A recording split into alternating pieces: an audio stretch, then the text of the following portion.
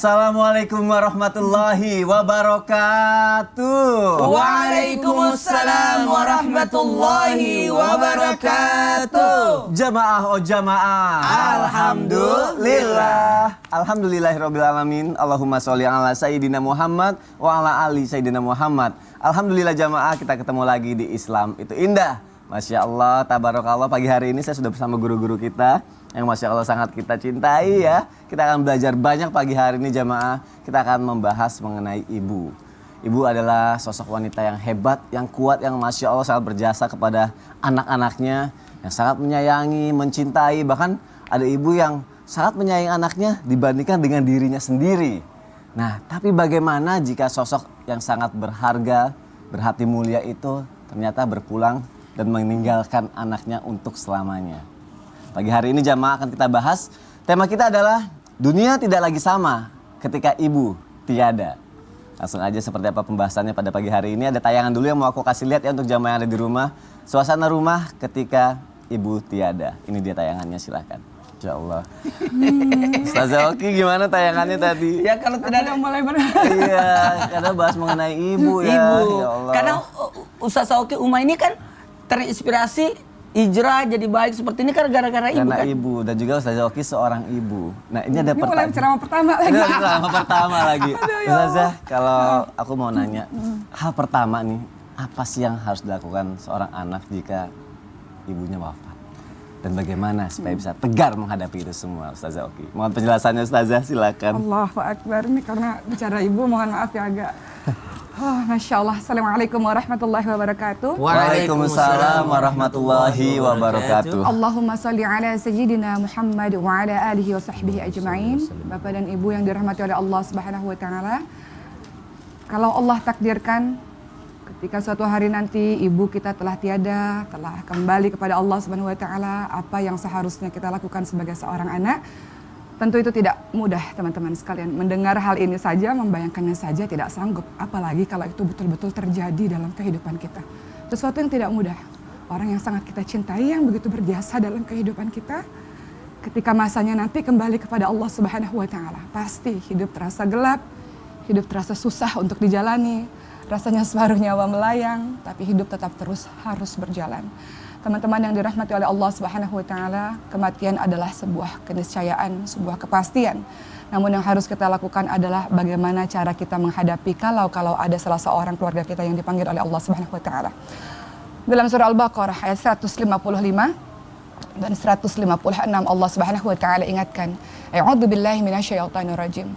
وَلَنَبَلُوَنَّكُمْ بِشَيْءٍ مِنَ الْخَوْفِ وَالْجُوعِ وَنَقْصٍ مِنَ الْأَمْوَالِ وَالْأَنْفُسِ وَالثَّمَرَاتِ وَبَشِّرِ الصَّابِرِينَ الَّذِينَ إِذَا أَصَابَتْهُمْ مُصِيبَةٌ قَالُوا إِنَّا لِلَّهِ وَإِنَّا إِلَيْهِ رَاجِعُونَ." Semua ditakdirkan oleh Allah Subhanahu wa taala untuk mendapatkan ujian demi ujian. Ujian berupa ketakutan, kadang-kadang ujian berupa kelaparan, kekurangan harta, kekurangan jiwa, kematian, kekurangan buah-buahan, dan beritakan kabar gembira untuk orang-orang yang sabar. Siapa itu? Mereka yang ketika ditimpa ujian atau musibah dari Allah Subhanahu wa taala, mereka mengatakan inna lillahi wa inna ilaihi raji'un.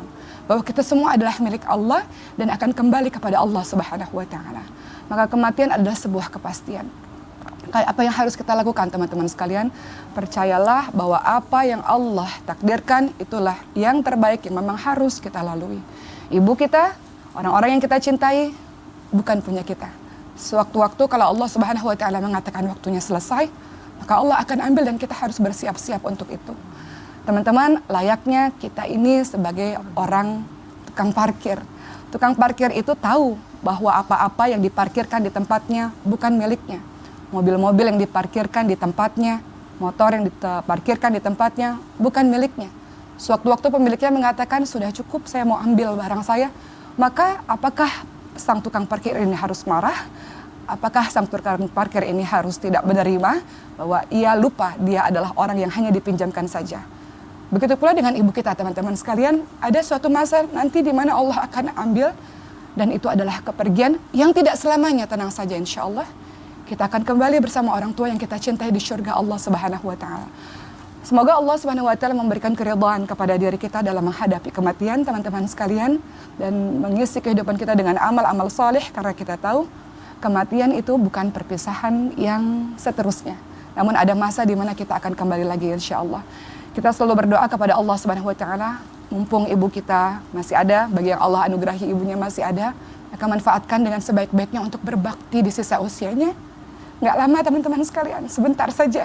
Jadi mudah-mudahan Allah anugerahi kita menjadi anak-anak yang saleh untuk berbakti penuh kepada ibu kita, membuat bangga, menangis untuk membuat ia bahagia atau terharu, bukan membuat ia menangis karena kenakalan-kenakalan yang kita lakukan. Insya Allah Allah berikan umur yang panjang, Allah berikan keberkahan, dan Allah kalau ada yang sakit orang tuanya, Allah angkat penyakit ibu kita, insya Allah tanpa meninggalkan penyakit lainnya. Semangat ya untuk menjadi anak-anak yang saleh, insya Masya Allah. Berarti di saat kita masih punya kesempatan untuk bersama ibu kita tetap harus berbakti dari sekarang, jangan sampai akhirnya semuanya jadi sia-sia nantinya ya Ustazah Oki ya. Terima kasih Ustazah untuk penjelasannya, Masya Allah. Seperti yang Ustazah Oki bilang ya, jam yang ada di rumah, kematian itu pasti kita semua milik Allah dan akan kembali kepada Allah. Jadi kalau misalkan hal itu terjadi, ridho dan tetap beramal soleh, doakan orang tua kita, Masya Allah. Kita lanjutkan lagi karena bahas mengenai ibu. Kita agak melo sedikit dulu, awalnya nggak apa-apa. Karena deep ya. Ustazah Oki, terima kasih loh, Masya Allah udah berkaca-kaca di sini. Karena kalau misalnya masalah ini kadang bisa membuat seorang anak yang ditinggalkan ibunya itu biasanya kayak kehidupannya berubah 180 derajat. Berubah. Dan maaf, bisa jadi nakal. Bisa jadi nakal. Bisa jadi juga. terlantar. Nah, memang benar seperti itu Ustadz Maulana. Aku mohon penjelasannya Ustadz Maulana, silakan. Makasih banyak, Masya Allah. Izin Umma, selamat datang ke Islam Indah. Langsung disambut dengan iya. Dengan air mata. Izin Ustaz Sam yang berulang tahun hari ini. Masya Allah. Barakallah fi umri, barakallah. Yang keberapa Ustaz Sam? 30 Ustaz. Oh, 30. Masya Allah. 33 tahun lagi ya. 30. Kenapa? Ya biasa. Oh, iya. Bismillahirrahmanirrahim. Assalamualaikum warahmatullahi wabarakatuh. Waalaikumsalam warahmatullahi wabarakatuh. Jamaah. Yeay. Oh jamaah. Yeay. Alhamdulillah. Alhamdulillahirabbil alamin. Allahumma shalli ala sayyidina Muhammad wa ala sayyidina Muhammad. Satu bentuk pujian dan rasa syukur kita, Masya Allah tabarakallah. 18 Safar 1444 Hijriah, 12 hari lagi kita akan masuk di bulan Rabiul Awal, dan berarti 6 bulan lagi masuk Ramadan dong. Nah, buat kita semua nih, Masya Allah tabarakallah, yang lagi bersama dengan ibunya di rumah, dan yang maaf tanpa menyakiti perasa ataupun menyinggung, yang sudah berpulang ke rahmatullah ibunya, utamanya nih anak-anakku yang sudah hampir 4 tahun ya ibunya berpulang ke rahmatullah ya. Aduh, Masya Allah. Ustadz Maulana. 4 bulan lagi ya, sudah 4 tahunnya, Masya Allah tabarakallah. Nah, inilah ketakutan saya dan termasuk yang di rumah, termasuk semuanya. Ketika sosok ibu sudah tidak ada, berpulang ke rahmatullah, bisa jadi anak itu akan berubah.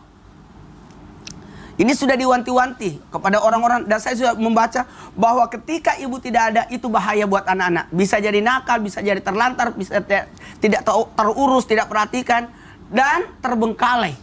Dan inilah yang saya langsung lakukan awal ketika istri saya meninggal. Langsung anak-anak tidur dengan mayatnya. Kemudian besoknya dimandikan, harus ada anak-anakku lihat ibunya dimandikan, dikapani dilihat, diturunkan di kuburan dilihat, dan sampai ke Jakarta. Saya siapkan foto-foto semua tempat di ruang-ruang di rumah itu ada foto ibunya. Kenapa? Supaya merasa ibunya tetap ada. Dan senantiasa saya ceritakan, kata mama kamu harus begini, kata mama harus begini, tetap dihadirkan. Kenapa? Karena kasih sayang ibu itu luar biasa. Sosok orang-orang berhasil itu pasti ada sosok ibu di belakangnya. Sosok-sosok orang yang berhasil. Coba cari Imam Syafi'i, coba cari Imam Bukhari, Syekh Abdul Qadir Al-Jailani, atau siapapun. Semuanya sosok ibu yang luar biasa. Bahkan ingat, ada yang namanya cinta yang tulus dari kasih sayang seorang ibu.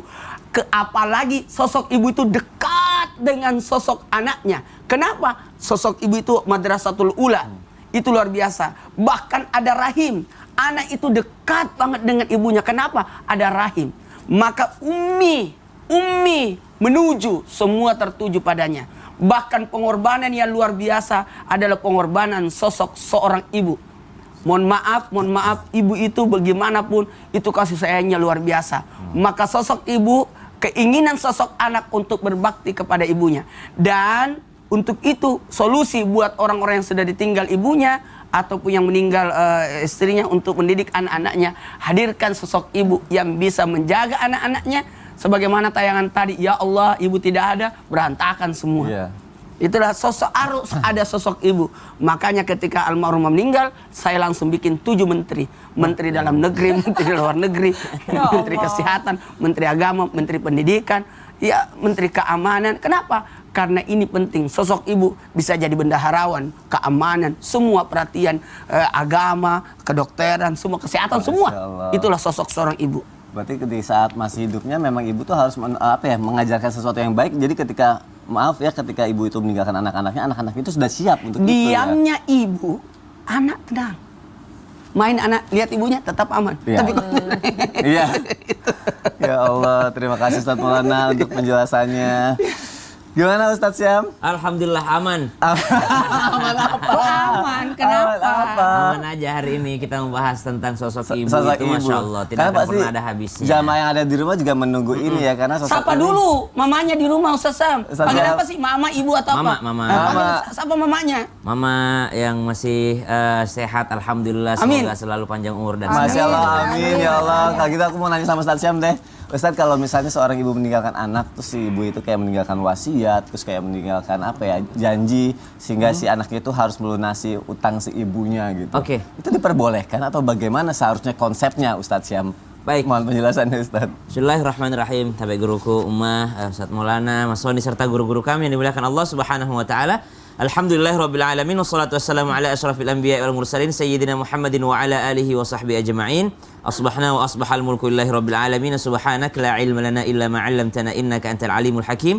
Rabbi shrah li sadri wa yassir li amri wahlul 'uqdatam min lisani yafqahu qawli waj'al li waziran min ahli. Amin amin amin ya rabbal alamin. Jamaah Islam itu indah yang dimuliakan Allah Subhanahu wa taala.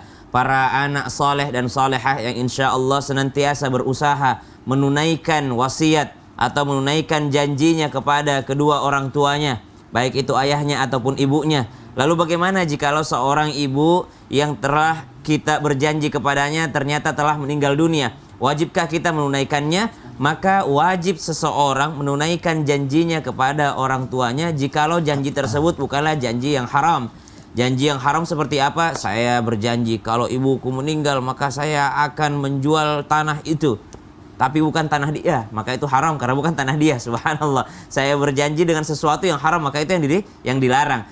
Wasiat orang tua wajibkah untuk dilaksanakan selama itu tidak yakni menyalahi aturan agama? Maka sang anak wajib untuk melaksanakan wasiat orang tuanya selama tidak menyalahi aturan agama dan tidak memberatkan anak-anaknya. Kalau sudah memberatkan, nak tolong nak kalau nanti ibu meninggal dunia tolong kau bangun satu istana segala macam, tapi ekonomi anaknya tidak sampai segitunya, maka anaknya tidak boleh juga memaksakan dirinya.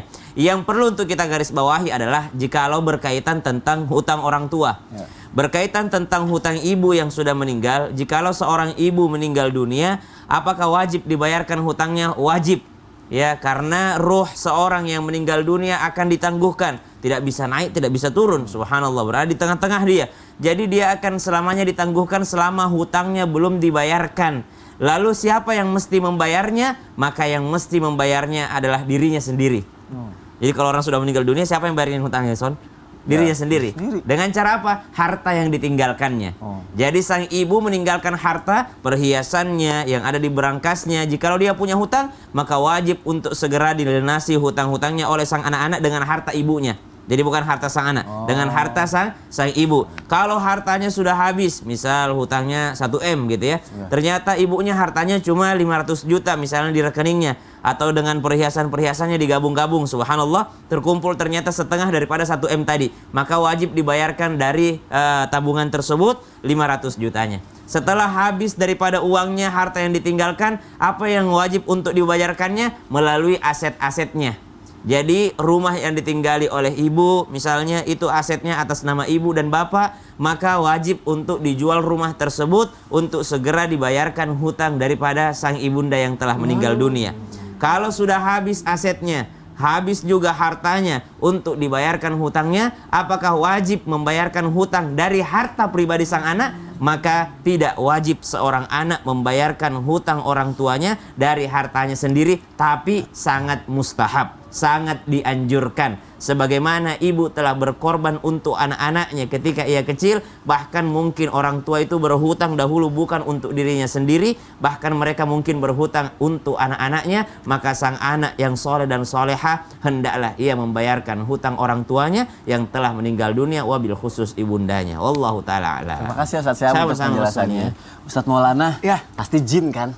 Hah? Pasti jin. Kok jin? Pasti jin. Sony ngomong apa Enggak, sih? ini pasti jin. Kok jin? Ini jin, Ustaz. Ustaz. Ustaz, ini pasti jin. Jadi teman saya ini, ibunya meninggal. Ya. Terus tiba-tiba didatangin, dimimpiin. Ini pasti jin kan? Jin. Saya kira apa? Itu belum tentu. Ini jin. Belum tentu. Jin. Gini aja, gini.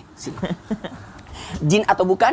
Ketika ada orang bermimpi Jin. ketemu ibunya, jin atau bukan? Jin. Kita akan bahas setelah yang satu. Pasti jin. Jamaah, oh jamaah. Alhamdulillah. Pasti jin. Sini. Banget. Setelah yang satu Jin. ini, setelah yang satu. Ini pasti jin.